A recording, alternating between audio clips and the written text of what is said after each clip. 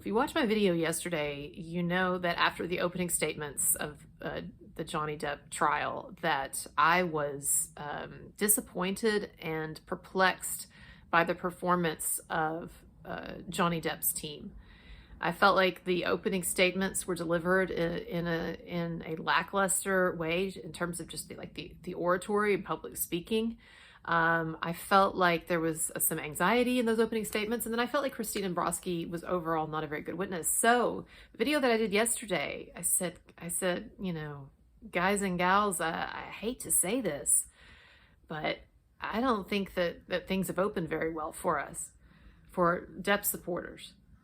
And so it was so nice to watch the Isaac Baruch testimony yesterday, and to see the way that he completely turned the momentum around in this game.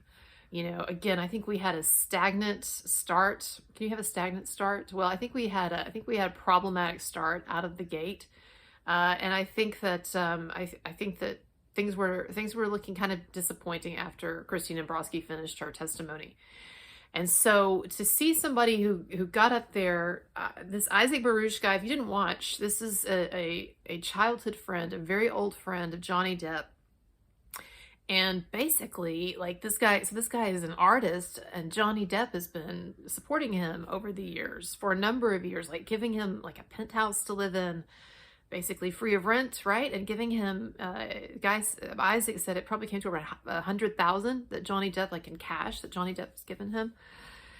While Isaac has been producing these paintings, and you know, they're not exactly my cup of tea, but I mean, the guy has been painting stuff. I have to say, when I listened to his, allergies today. When I listened to his testimony, and he was describing how he's been working on paintings for years while Johnny Depp has been supporting him, there was a part of me that was like, I hope he's been producing some paintings and not just like freeloading off of Johnny Depp. But then I looked at his Instagram, and like, it's not my taste. No offense to him. I don't think I understand modern art anyway. But I mean, the guy has clearly like been painting a lot of stuff, right? So that's good to see. And again, I think it's a matter of taste, if you like it or not. Anyway, but the point is, he totally paid Johnny Depp back for whatever favors Johnny Depp has done for him in his life, because he totally turned the momentum around in this game. That was just, I mean, the guy had this, it was amazing testimony. Everybody talking about on Twitter thought so. The lawyers that I was watching Legal Bites, the lawyers on there, and then looking at the commentary and like stuff that Andrea was saying, like, everybody seemed to be as impressed as I felt, as I was with this guy. And he kind of creeps up on you, because he's got this sort of like, I don't even know how to describe it. It's almost kind of like almost sort of a folksy thing in a way, a sort of like an aw shucks or whatever, right? And yet he seems almost kind of, I don't know how to put this. He seems at first, when you first start watching, you're kind of like, okay, who is this weirdo or whatever, right? Like, I'm just, no offense to him. I know people are going to hate me saying that, but I got to be honest with you. I'm going to do these commentaries every day for 6 weeks. I'm just going to have to tell you what I think, and people can get offended or not. Anyways, at first I was like, my first reaction is kind of like, oh, okay, this is kind of one of those characters, right? But along with that, like, he came across as very forthright, which is complete in opposition to this sort of like caginess and like fear that you almost saw expressed in her eyes at times.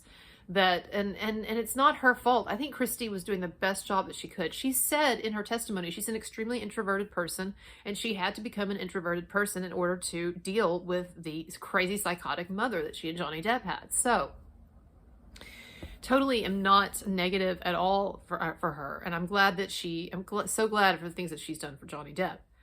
But it just was not good testimony. And so to see, after that sort of like uncomfortable, like sort of painful testimony process of Christine Dombrowski, where she seemed befuddled at times, even by Johnny Depp's team's questions, which is strange because they should have already gone through them. As I said in the other video, you can watch my video yesterday if you want to see kind of a downer, but that's what I felt. But this guy, he came in, and And he seems so honest, even as he's this like character, this kind of is like funny character. He also seemed very, very forthright.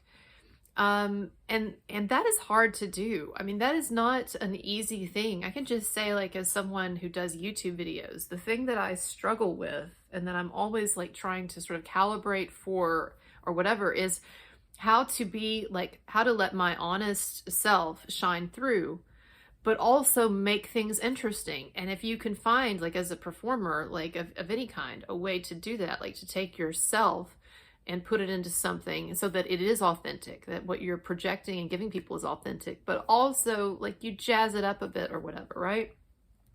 And so I thought he did that, whether consciously or unconsciously, he did that very well. And then, and I really started to gain like a ton of respect for him as I saw that he was like sneaking in these little goals, past the defense, past Amber's team, because he would do these sly things where he would kind of, it would seem like he was just kind of rambling, and then he would tuck something in to he would like slip something in there that actually was a really important point for Johnny's side, right? And something against Amber.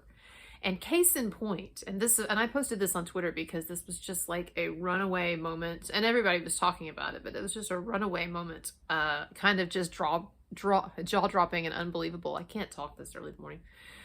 Jaw-dropping and unbelievable is when Elaine, who, by the way, I thought was terrible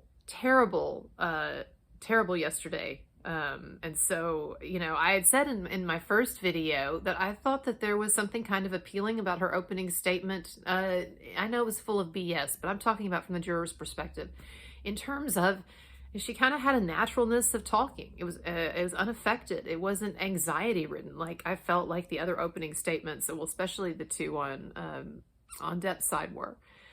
And so, but she was terrible. She was a terrible cross-examiner of Baruch yesterday.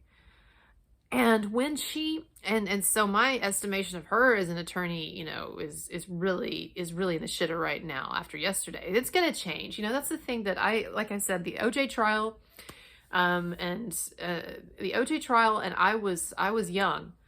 But the OJ trial, I do remember watching that a lot because I was really into stuff like this, even when I was like a kid, a young girl, right? And I remember the OJ trial, and it was very much like this, and trials are that there'll be like shifting momentum throughout the trial, and some days feel really bad for one side, and some days really for the other, right? So who knows? But her questions were terrible. Her cross-examination was terrible, and when it got to the point where she tried to get him on that, you're really angry with Mrs. Heard, aren't you? This was the runaway moment of the whole thing, right? She says, you're really angry with Ms. Heard, aren't you? And he kind of does this, and here's where he's very disarming. And again, I don't know if this is conscious or unconscious, but it's very tactically interesting. He'll do this sort of disarming thing, like, what? I don't understand you. I can't do the accent. And so then it kind of throws the person off into like, okay, I'm dealing with an idiot or something here, or they're off, or like Elaine, I'm sure was thinking, well, this guy's a little bit off now, right? He's a little bit thrown off by this question. And then he goes, oh, you mean and then he just starts, if you saw it, right, he just starts listing off these shitty things that Amber Heard did, right? He's like, oh, you mean like the faked photos and the false DV claim, extorting my friend, and the phony narrative, and what's crazy, and this is what's so brilliant about it, is that because she had asked him, you're angry, right? And he was responding, and he was like, yeah, actually, I am angry. I'm angry that she fakes these photos, and I'm angry that she's trying to get my friend with this false narrative, et cetera, et cetera. It put Elaine, he said, of course I'm angry. It put Elaine in the position, I actually saw her nodding at the end as he was talking. She actually like nodded at him saying all those bad things about Amber Heard. I mean, I know that she didn't intend it that way, but I'm just telling you what, it was so brilliant, either unconsciously or consciously, how Baruch did that, because he kind of sucked her into the point where Then because he was answering her question, he was saying, yeah, I am angry. She was kind of like, didn't know where to go with it. I think that the appropriate, so she just nods, validating, basically visually validating what he's saying. And it was just a bizarre moment. I mean, she should have shut him down. I would have done anything to have stopped that train. That train needed to stop, because as soon as the first thing came out of his mouth, as soon as he said, oh yeah, you mean about the faked photos? And I'm thinking, oh my God, he's about to start getting all of these barbs in, and he's telling the jury these things. Hey, she faked photos, she faked this. I mean, they're trying to, you know that everything that's going on is a theater for the jury, and they're trying to slip in each side as much information as they can. Well, it doesn't matter if the judge sustains it or overrules it. Do you erase something from your mind because someone says sustained or overruled? The sustained or overruled thing is just a sham, okay? I'd love to talk to Andrea about this too, because it's in people's heads. It's already there. You're not erasing it, okay? So that's just silly. So everything that's said in court, it is factored into the jury's opinion. And she didn't even sustain, and that wasn't even objected to. I would have objected to anything, even if there was no valid point of objection. I would just to have stopped that train of him shooting out like a machine gun or something. He kind of stammered a bit, but it just, honestly, it just made it seem, in some ways, it just made it seem more authentic, right? Like this wasn't some spiel that this guy had practiced. This was just coming out. And then when the whole thing that people talked about this too, where basically he seemed to get her in the position of repeating, Amber Heard is a,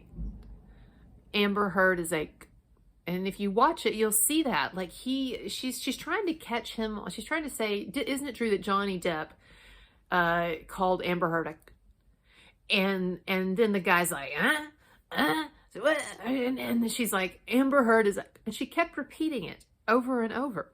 And so it was just sort of this, really bizarre moment of, especially in this like supposed feminist, this sort of feminist persona that Amber Heard and her lawyers are trying to put over their side, to have the female lead attorney for Amber's side, female attorney, repeating in court over and over. I think that's interesting, and a lot of people noted that too, but I think that's funny. So yeah, I felt that. So yesterday was a definite win for Depp. It completely changed the momentum of the trial. I'm here's something I'm curious about.